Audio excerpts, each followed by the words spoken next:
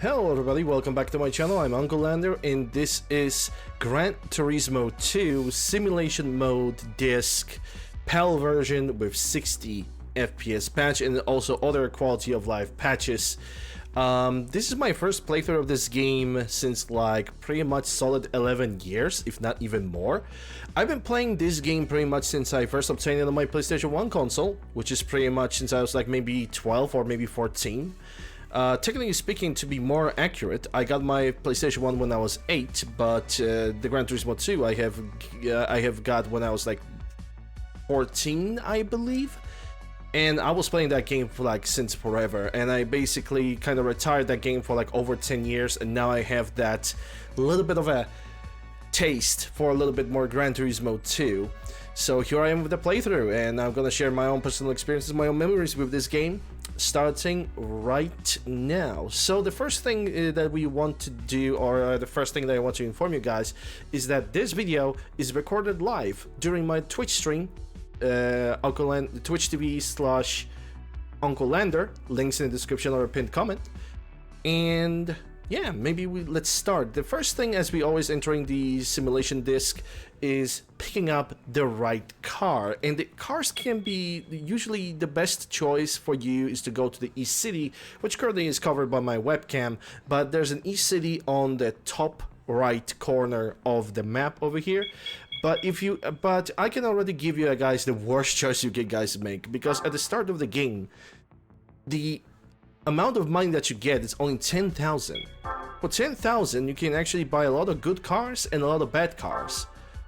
And you can also buy this. The Fiat 500R, as much as it is a cute car, it is technically the worst car you can buy in this game, period, because, well, maybe it only weighs 520 kilograms, it has 22 brake horsepower, but that's the exact issue of this car. It only has 22 brake horsepower, its gears are spread very, very wide, and also it doesn't have all the gears that you really want, because maximum this car maybe have like 4 gears tops. And even if you want to start like any race with this car, you're not even gonna rev this car properly to be able to drive. But that is the worst choice that you can make. Now let's go back to the East City. Let me show you guys some other choices that you guys can make.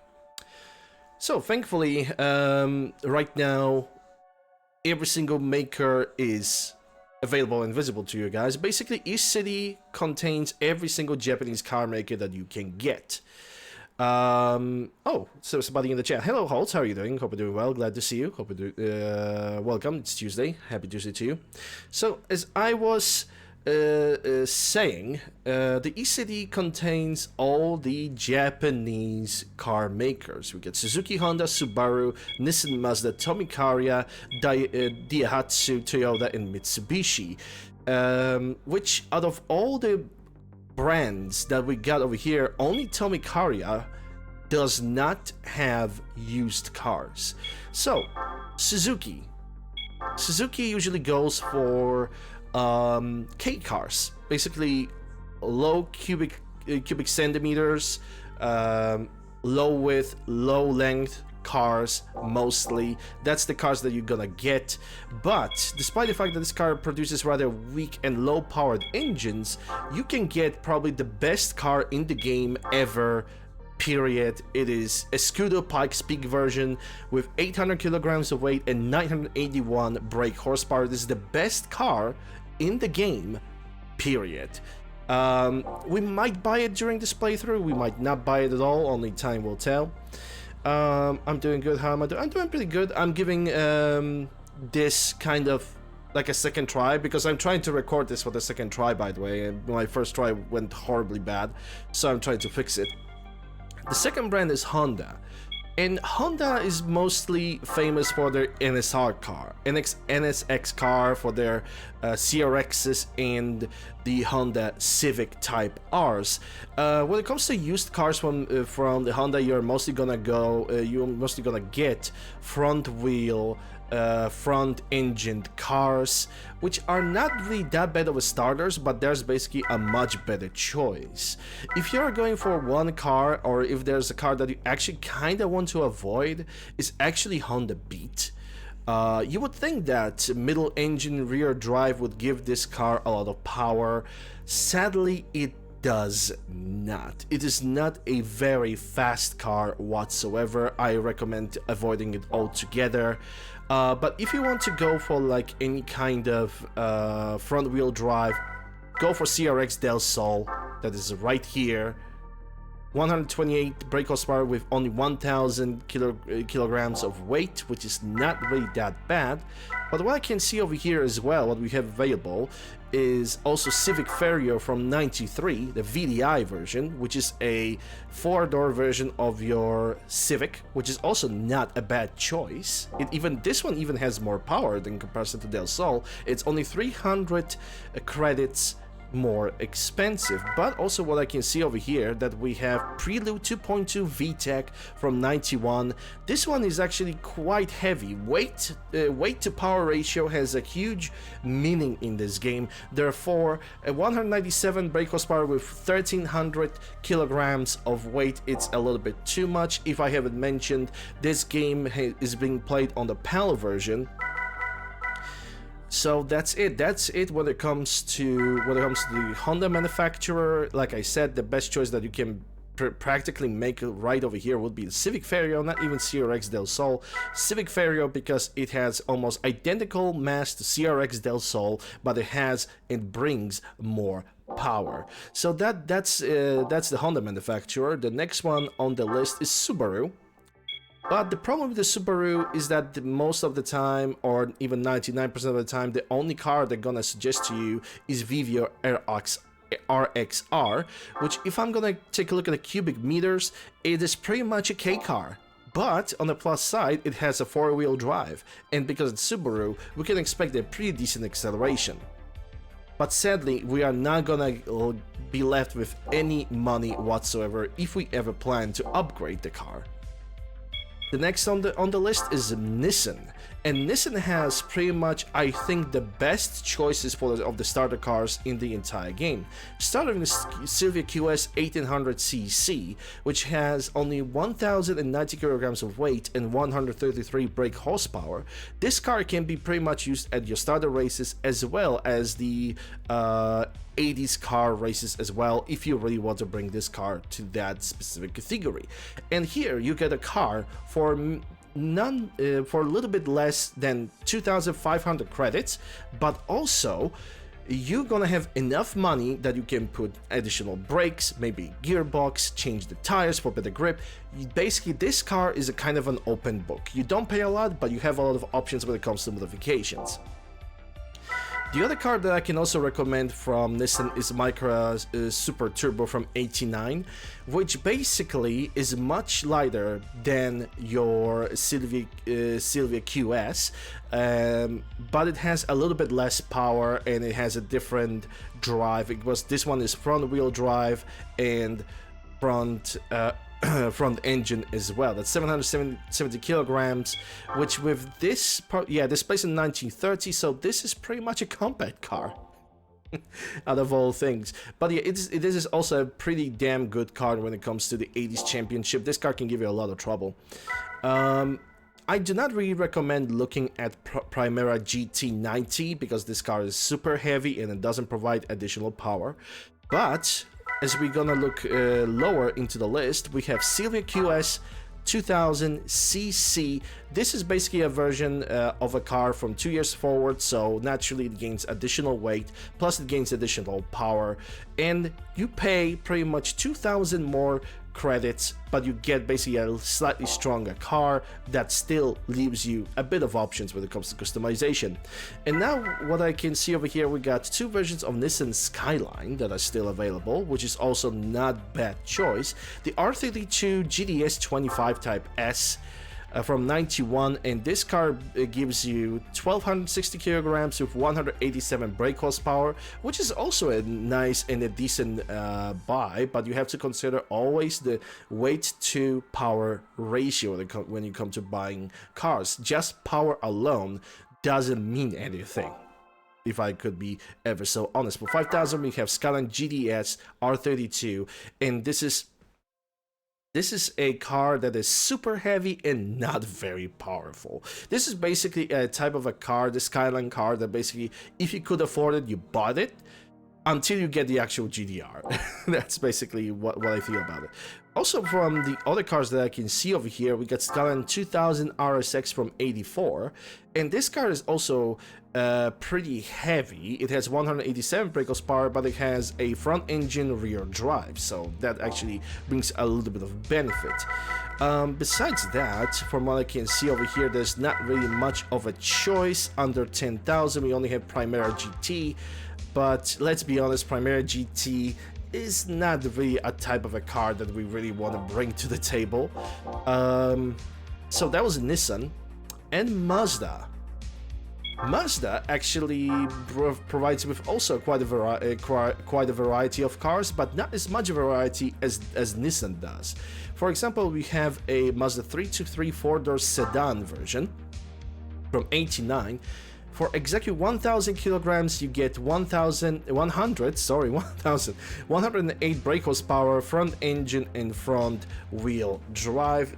The problem is it's just this strong. This car can only do this much. Sponsored by Interplay. We also got the Mazda 323 GDX, which is pretty much the same version of the 4-door sedan, but this one has 4-wheel drive, much more weight, and much more power. Sadly, the 177 brake horsepower at 1,200 kilograms of weight does not really work together that well at all.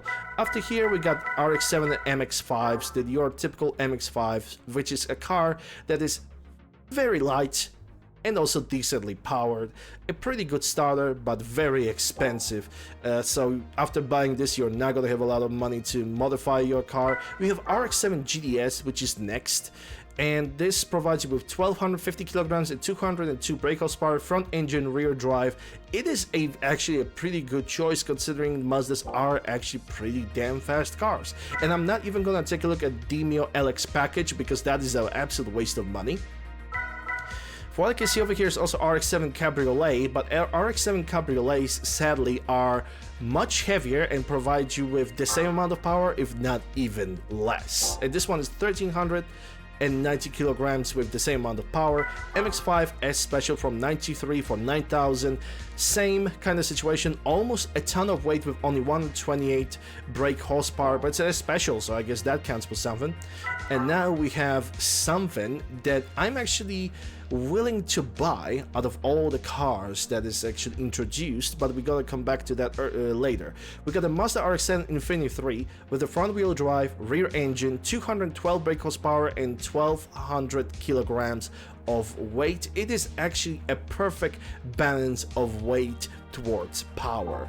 At least when it comes to the starter cars. We're still gonna browse through the other brands as we speak. Like I said, Tomicaria only gives you the ability to buy new cars, but Tomicaria is pretty much modified Nissan cars, so don't really pay too much attention to that unless you want to get a ZZS Coupe, which is probably the only brand-made car specifically by them. It's actually a pretty nice car. Can I get it in the green?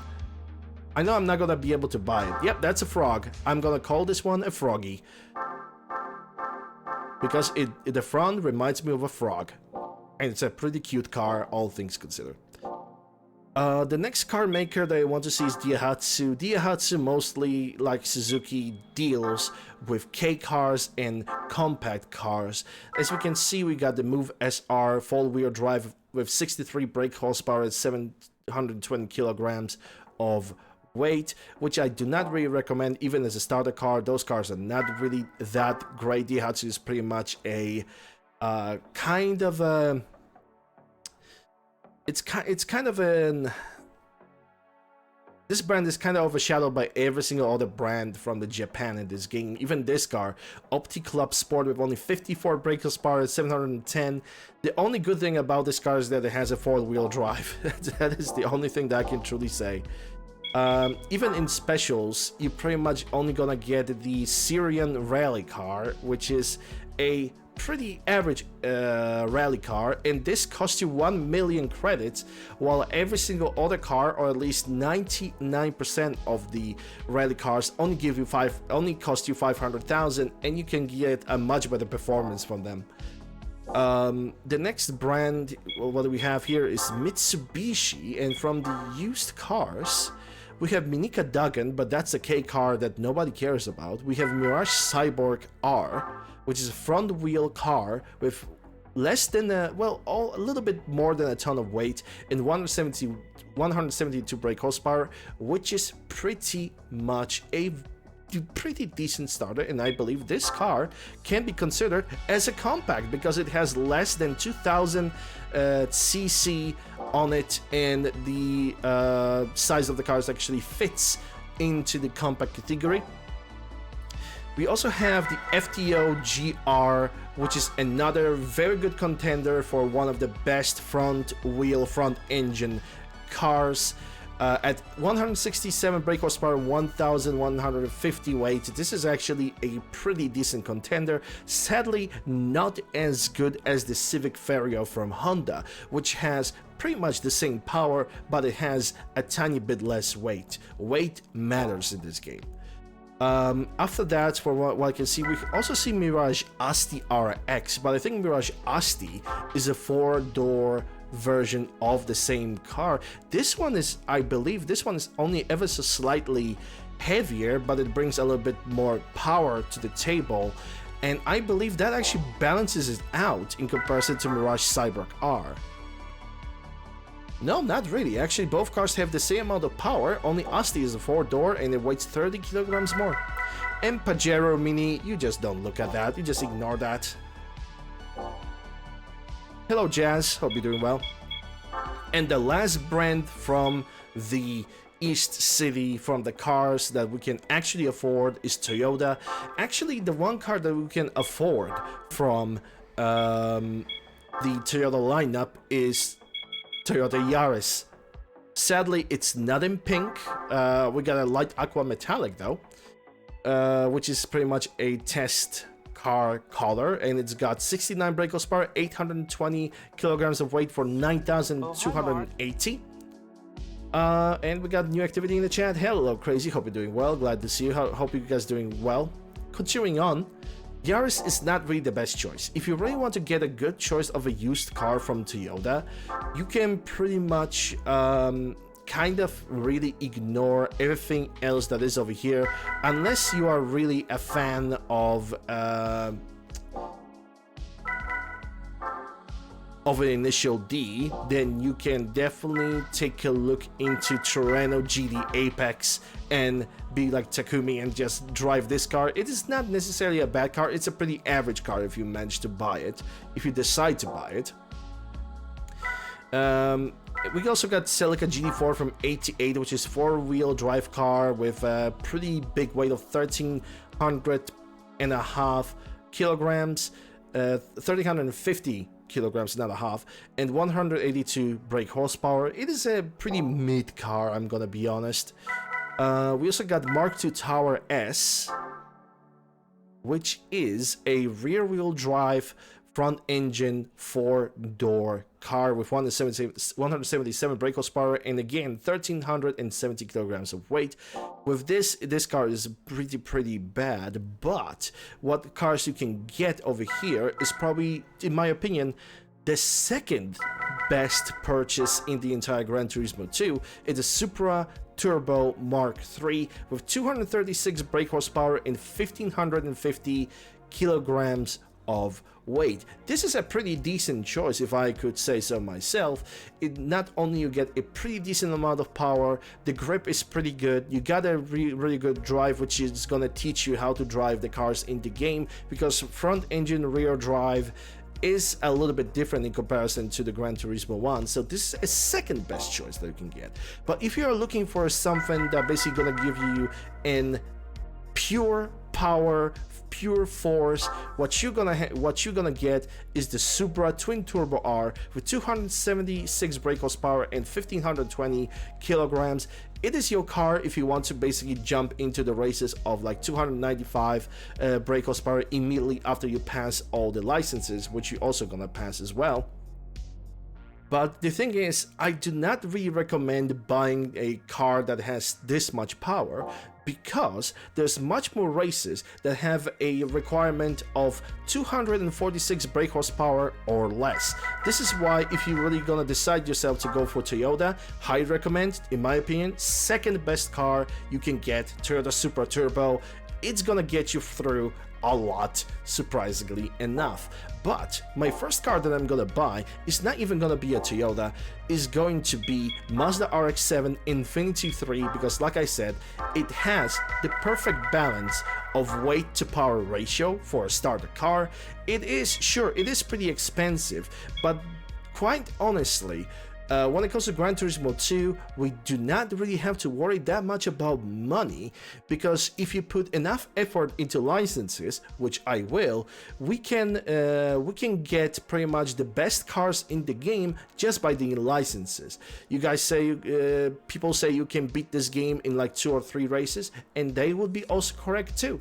Gran Turismo 2 turns out to be probably one of the easier Gran Turismos to get, because there's not really a lot of restrictions when it comes to the races and the cars that you can bring to the races. But yeah, I'm gonna play this levels slightly differently. So yeah, like I said, I'm gonna buy myself Mazda RX-7 Infinity 3. Like I said, perfect weight to power ratio. It also has a turbo pre-installed. It's not the strongest turbo, but it is enough to make this car go on the straights and on the corners. Very good grip. And also, it uses a rotary engine, so it even gives it a little bit more power into that. That being said, we have bought our very first car, the Mazda RX-7 Infinity 3. Guys, remember this number of money over here, 1,123, because that's the amount of money we're gonna currently operate. We are not gonna customize this guy whatsoever. But I also think, before we're gonna continue on with the playthrough, this is where I'm gonna finish this YouTube episode, my first episode of Gran Turismo 2 for YouTube. People of Twitch, we still gonna continue on, so don't worry, we are still going to continue with the stream. We're going to do all the licenses, which is exactly what is going to happen on the next episode. People of YouTube, thank you guys very much for watching. Hope you guys have enjoyed. All the links that you guys need, description, links to the music. I need to credit the person who have provided the music that I am currently using as a background music. The person that have made the music is Car Casey at whitebatstudio.com, and also Whitebat Studio on YouTube. So yeah, all the links that you guys need for, like I said, for music and any other kind of social can be found in the description below in the pinned comment. Thank you guys once again for watching. Hope you guys have enjoyed, and I'm gonna see you on the next episode. See you guys next time.